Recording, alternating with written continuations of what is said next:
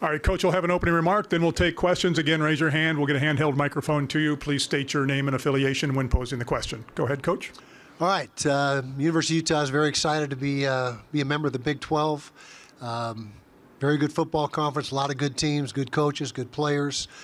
New challenge for us, new opportunities for us. And we're definitely excited about the new playoff format and the opportunity to make the playoffs on your own merit and not have to be voted by a committee to get into that exclusive club. Got a good football team coming back. Got a lot going for us. Starts with our quarterback, Cam Rising. We missed him last year, obviously, but he's back and ready to go, barring any unforeseen setbacks. Getting Brant Kuithe back, who we were missing last year as well, is going to be a big plus for us. So we feel like we've got a lot going for us on the offensive side of the ball. Offensive line is solid. Tight end room is maybe as good as it's ever been at Utah since I've been there, and added some real weapons on the outside at receiver. Defensively, we should be solid. We've played good defense for a lot of years at Utah. That's been our calling card. Don't expect that to be any different this year. But bottom line, we're ecstatic to be in the Big 12 and can't wait to get going. And this signifies that the season's right around the corner when you get media days, although we're the first media days out of the gate. I realize that, so there's still a little bit of time, but it means that football is not far away. So questions?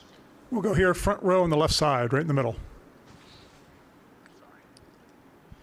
Yeah, Coach Whittingham, Michael Caratanito, Sideline Sports.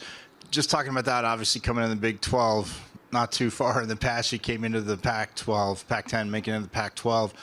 What do you take from that? And like you said, I mean, obviously the maps changed, but what do you just take from that, coming into the Pac-12 now, taking that into the Big 12? Yeah, it's a transition we have made before, although when we went to the Big 12 or the Pac-12, we were a G5 school trying to come up a level, which there was a little bit of a curve there that we had to endure. This is actually the fourth conference I've been in since I've been at Utah. We were in the WAC, then the Mountain West, then the Pac-12, now the Big 12. So nothing new for me personally as far as changing leagues, but we feel like we've got a roster that's equipped to compete right away. Obviously, I guess the media feels the same way, being picked as the favorite, and I think that's a show of respect to our players and coaches that have done a great job competing through the years that the media has selected as number one. But in the final analysis, that doesn't mean anything. Obviously, you got to play the games, and our players are fully aware of that. But again, it's a nice show of respect for our program from the media. Okay, we'll stay on the left side, fifth row on the far left. Hey, Kyle. Jenny Carlson with Beyond the Box Score. Two questions. You open Big 12 play in Stillwater. What are your expectations of going there and playing the Cowboys? And second, with Oklahoma State's head coach and you both being so long tenured, I'm just curious if you could reflect a little bit on what you think in your mind helped you to be at Utah as long as you've been. Okay, well, first of all, that is our conference opener. Now, we do play Baylor in week 2, but it's not a conference game. And so the first official Big 12 game will be against Oklahoma State. Coach Gundy has done a terrific job there. Just competitive every single year. Fields quality football teams. They're tough. They're physical. Reminds me a lot of us. I mean, I think there's a lot of parallels between the two programs. Myself and Coach Gundy are just, I think, weeks apart from when we took over these programs, and so we both have been anomalies, I guess you could say, in our own respect. But should be a hard-fought game. Never been to Stillwater, so it'll be a new experience for myself, and I'm sure very few, if any, of our players have been there. But we'll find out right away where we stand. They're a very good football team, and looking forward to that opportunity. Okay, I'm 64 years old, so I lost my train of thought. What was your second part of the question? Longevity. Okay, what do I attribute that to? In a word, recruiting. If you recruit the right players and get the right players in your program that fit into your culture, fit into what you're doing, then you got a chance. And our assistant coaches have done a phenomenal job of identifying those players. They're the guys on the front lines making decisions and judgments on who we should recruit and bring into the program. And really the key to me having any success there or my longevity at Utah is due to our assistant coaches and the recruiting that they've done and the culture that we've built there. We'll go second row on the right-hand side here, in the middle. Coach Lynn Harrington, Stay Alive in Power 5. How you doing today? Good, thank you. All right. I'm doing all right, too. To follow up on your longevity answer. I mean, being one of the longest tenured coaches in the entire country, and now with the game changing, evolving with the NIL, transfer portal, and recruiting becoming more challenging, and kind of trending towards paying the players, what can you say are some of your strengths and how you plan on making an impact in this new conference and as the game evolves? Yeah, well, first of all, it's not trending towards paying players. We are paying players. I mean, that's in place. And I've been in this profession a long time. And you talk about just, 4 or 5 years ago, we couldn't even give them a ride to their dormitory or a slice of pizza to what's going on now. It's incredible. And there's more change to come. We're not done yet, I promise you that, not by a long shot. There's big changes on the horizon. But the bottom line is, it doesn't matter whether you love NIL, transfer portal, hate it. It doesn't matter. You got to embrace it, because if you don't adapt and update with the times, you're going to get left behind, and you're going to be eliminated. And so I think our program has done a very good job of embracing the changes. I think we've had really good portal success as far as if you look at who we've lost and who we've gained, our net result is very good in that regard. Our NIL, we're competitive right now in that space. There's always trying to get more resources, but the bottom line is, like I said, you have to adapt, you have to change with the times, otherwise you're not going to be able to compete. Okay, we'll go to the left side, fourth row, right in the middle. Hi, Kyle. Dennis Dodd, CBS Dennis. Sports. You mentioned the 4 conferences you've been in. What does it say to the way you guys play that you've dictated some of the things that have gone on and been successful instead of you having to get used to the conference?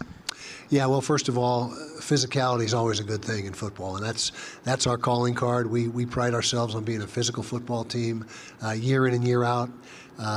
Defensively, we've been very consistent, and if you're good on defense, you're going to be in every game every week. And so it's it's something that our philosophy, our culture, I think stands the test of time. And obviously, we've got good players, and that's where it starts. As I mentioned, and I've said several times, 80% of your success in college football, or lack thereof, is tied directly to recruiting. And if you can't recruit the right way, then you're going to struggle. But we feel like we've got a good roster right now, 1 through 85, and ready to compete in this league.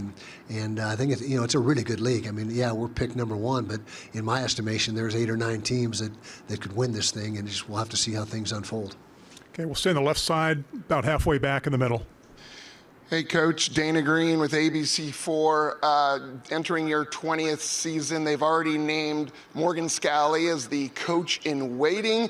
Do you have any idea when that's going to happen? Do you think about that? And what kind of hands is the program going to be in once Coach Scalley takes over? Well, first of all, Morgan Scalley is an exceptional football coach. He's a proven commodity.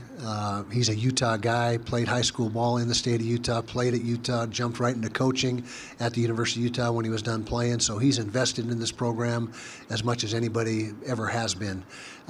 He's a guy that knows our culture inside and out. And to me, it's very comforting for when that transition time does occur and it's time for new leadership, to have a guy that's going to be able to carry on the values and the cultures that we've put in place. Now, that's not to say he won't put his own stamp on it, because I fully expect that. But I believe that he's the right choice. Now, we have a lot of good coaches on our staff, guys that are going to be head coaches in the near future that are deserving as well. But for this program at this time, Morgan's the right fit. As to when that happens, that's a great question. I take it day by day. I'm as excited and enthused about the season as I've ever been. A lot of that is the excitement about going into a new conference, the new challenge, the new opportunity. But it's just going to be a day-by-day process, and I'm not getting any younger, but at the same time, I feel like I've got a lot of energy right now. We'll go to the right side, halfway back, right in the middle. Hey, Coach. Joe Coles with the Deseret News. How do you feel like your program fits stylistically in the Big 12? I think we're a good fit. there's not a ton of difference between the Big 12 and the Pac-12. In fact, there's not a ton of difference among all the Power 5 conferences. I mean, there is subtle differences. Some teams are more committed to running the football, but overall, you got to block, you got to tackle, you got to shed blocks. I mean, there's so much to football that is not scheme oriented that are really the keys to success or the lack of success. And so I think that we're going to be able to make that transition. I don't think there's going to be any there's nobody running the wishbone or anything like that in the conference. So it's predominantly a spread league, which, like I said, every conference is the same in that regard. And so do have some new venues that we're going to play in, new teams, places we've never been, but that cuts both ways. There's a lot of teams that are coming into Rice-Eccles that have never been there. So don't foresee that as an advantage or disadvantage, just different circumstances. We know we're going to travel about 40% more in this league than we did in the Pac, but that's just part of the deal, and again, should be a non-factor. Okay, we'll stay on the right side, that same aisle, all the way to the right on the aisle on the end. Coach Paul Ratliff, the Fan Sports Network, St. George's, Utah. And I just wanted to ask you, with the lack of a downfield passing game last year, one of your biggest portal additions was Dorian Singer. How is he fitting in with the offense, and how is his chemistry with Cam? Dorian's been a great fit. He had a terrific spring. Very easy to understand how he was able to have over 1,000 receiving yards at Arizona a couple of years ago. But what he did in spring was impressive. We also added Damian Alford, who's from Syracuse, who's going to be a good addition for us on the outside, although he was not available for us in spring. But we feel we've really helped ourselves on the outside, and having Cam Rising back, that's the biggest factor for us this season, is to have Cam back at quarterback. He's the alpha dog of the football team, the unquestioned leader, and we got to keep him upright this year. We keep him upright, we got a really good chance. Okay, we'll go left side, fourth row, right in the middle. Rich Obey, Playmakers KU. You kind of just answered what I was going to ask, but Cam Rising, when you think of Utah football in the past few years, it's hard not to think about him. So what can we expect to see from him this year, and how is his overall health? His overall health is as good as it could be right now. Now that, barring unforeseen setbacks or something that, just pops up, we feel like he's going to be absolutely ready to roll. He took every rep in spring, although he didn't get hit, which obviously they're not going to hit him in spring ball, but he's ready to rock. He's the last 2 years that he's been on the field, he's thrown for 6,000 yards or close to that. He immediately makes us better, and Cam has that it factor. As much as he does for us in his play, it's his leadership that really is probably the most valuable asset that he brings to the football team. He's one of those guys that is able to make everybody around him better, and that's really what a great player does, is he makes his supporting cast play better. Okay, we'll go the right side, fourth row. Hi, Coach. Taylor Sadusky with BuffsBeat, Sports Illustrated. Following up on the Cam question, what does this mean for his team around him just to have him back on the field? It's a whole different feel when he's in the huddle and at the quarterback position. There is no doubt of who's in charge. He's got the respect of every single one of his teammates. They believe in him. They're confident in Cam, and it's just the moxie and the field general mentality that exudes from him is contagious. And it's like I said, the it factor that you can't coach, you can't teach, you either have it or you don't, and Cam has it in spades. We'll stay right here on the right side, front row. Hey, Coach. I wanted to ask you just about Brandon Rose and Isaac Wilson. What have you seen out of those two, and the confidence that you have in those two as being part of this team? Well, a great deal of confidence. We just got Isaac in the program in January. He was an early graduate from high school, and relative to that situation, we thought he had a phenomenal spring, especially the second half. It was a little bit just lacking a little bit of timing and a little bit of rhythm early in spring ball, but as he settled in and got more comfortable in the offense, by about midpoint in spring, he was really playing good football, had an outstanding spring game, the culmination of spring ball, so we think he's got a great future. Brandon Rose, third year in the program, big arm, good mobility, and he is to the point. He probably would have been a factor for us last year, but he had an injury that kept him out 6 to 8 weeks. I can't remember exactly the time frame, but that really set him back. He was never really able to recover from that, but that's all behind him now, and both him and Isaac had terrific springs. And then you add Sam Heward to that mix, who's here now, and will be competing in fall camp to see where he fits in the pecking order. Stay right here in the front row. Kenneth Berry, touchdowns and tangents.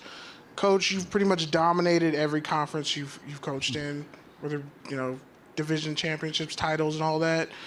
But especially for this senior class, how much does it kind of weigh on them knowing they haven't managed to put it all together to get the bowl win that they're looking for, and how much does it kind of fire up your team, and especially Cam and the senior class, to go out not only with the division championship, but actually, conference title, but actually, win your bowl game?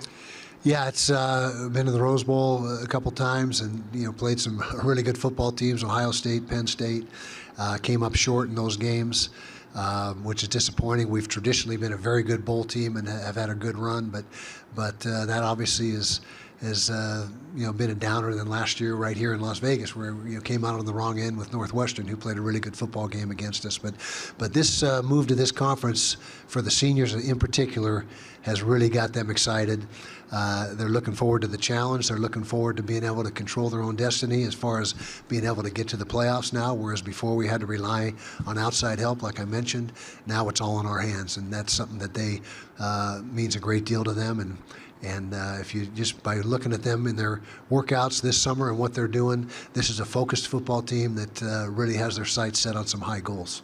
Okay, we'll take two more questions. We'll take one over here on the left side in the middle, about 5 rows back. And the last one will come over here on the right. Hey, Coach. Scott Proctor over here to your left. Scott Proctor, the Colorado one here. As one of the few Big 12 teams to have played Colorado last year, what were your impressions of that game? I know it was a bit different. You both kind of started backup quarterbacks. So what are your impressions of that game, Coach Prime's first year at Colorado, and what do you envision kind of that matchup to be like later this year in bowl? Yeah, well, first of all, Coach Sanders has done a great job in infusing excitement into that program and talent. His own sons are terrific players. We didn't see Shadur, but he's obviously watching the tape. He's a terrific talent, and so he's put Colorado football back on the map. Year 2, I'm sure they're looking for progress. They started off very strong last year. Injuries got caught up to him and didn't end the way they want, I'm sure. But he has definitely rejuvenated things in Boulder. Last year, that game, I think we were playing we were playing our 5th string quarterback, and they were on their 2nd or 3rd string quarterback. So really not probably indicative of what the game could have been like. We were able to come away with a win, but we got to go to Boulder this year. It's a tough place to play, and last time we were in Boulder, there wasn't many people in the stands, and now it's full every week. So that'll be an environment that we have not experienced there. All right, our final question will be right here on the right side, 3rd row, right on the aisle. Coach, Chris Matthews, KLAS-TV, right here in Las Vegas. I was just kind of wondering your footprint. Over here, Coach. There you are. Okay. Yeah. I was just kind of wondering your footprint. You mentioned the WAC, the Mountain West, and the Pac-12, and playing your games here in Vegas, and bowl games in Vegas, yearly games back in the WAC and the Mountain West. Footprint. What are your thoughts of Vegas and just what it's kind of meant to your program? Well, first of all, this building's been very good to us. We've had a chance to come down here and win a couple of Pac-12 championship games. Obviously, last year in the bowl game, we didn't fare so well, but Vegas has always treated us great. It's a great city. The bowl, in particular, is John does a great job with the bowl and the bowl experience for the players, and so nothing but very positive memories and experiences here in Las Vegas, and of course this is one of the best venues in the country right here, this Allegiant Stadium, and so we have been opportunistic to be able to, or it's been a great opportunity to be able to play here as much as we have. We're going to open here in 27 against the Miami Hurricanes. I probably won't be sitting here in this chair, but somebody will, and that's going to be a great opportunity again to come to Vegas and play a game. All right, thank you for your time, Coach. Okay, guys. girls, guys.